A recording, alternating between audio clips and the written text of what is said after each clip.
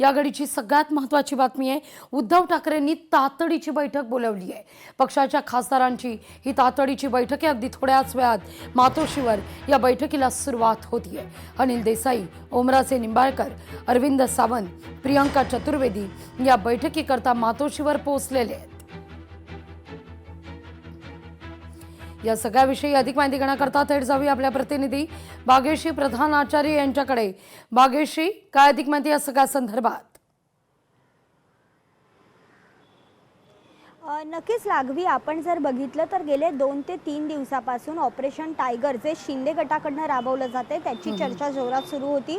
त्यामध्ये असं देखील म्हटलं जात होतं की शिंदेंनी मध्यंतरी दिल्लीवारी केली होती आणि ही दिल्लीवारी जे खासदार ठाकरे गटाचे आहेत त्यांना फोडण्यासाठी ही दिल्लीवारी होती। त्यातले काही खासदार जे आहेत ते शिंदेंकडे येणार होते अशी चर्चा रंगली होती।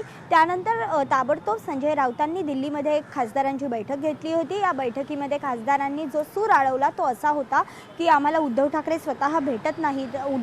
स्थानिक स्वराज्य निवडणुका झाल्या त्याच्यामध्ये देखील पक्षाचा फार मदत झाली नाही। या व्यतिरिक्त उद्धव ठाकरे महाराष्ट्रात फिरू शकत नाहीत त्यांच्या तब्येतीमुळे, मात्र आदित्य ठाकरे महाराष्ट्रात का फिरत नाहीत असे वेगवेगळे प्रश्न जे आहेत ते खासदारांनी तिथे उपस्थित केलेले पाहायला मिळाले।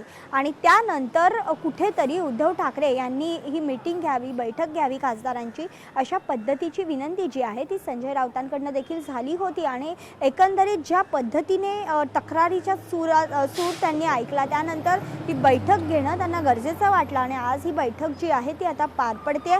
आपण जर बघितलं तर आता मातोश्रीला सध्या ओमराजे निंबाळकर असतील, प्रियंका चतुर्वेदी असतील, अनिल देसाई असतील, अरविंद सावंत असतील, हे सगळे खासदार आहेत शिवसेनेचे ते आता दाखल होण्यास सुरुवात झाली। अगदी भाग्यश्री, या बैठकीमध्ये डॅमेज कंट्रोलच्या दृष्टीने काही चर्चा होतीये का?